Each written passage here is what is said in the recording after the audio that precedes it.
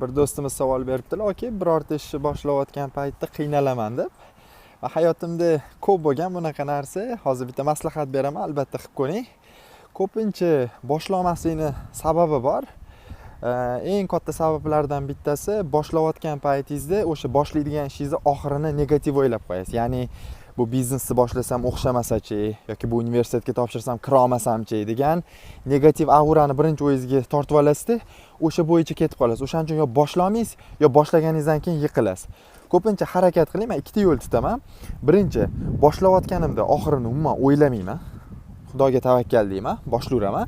Yoki ikkinchisi, oxirini pozitiv o'ylayman. Ya'ni mana shu universitetga aniq kiraman yoki mana shu biznes xudo xolasa aniq o'xshaydi deyman. Bu o'z-o'zidan o'sha pozitiv aurani o'zingizga tortganingizdan keyin rezultat ham aksariyat hollarda pozitiv bo'ladi.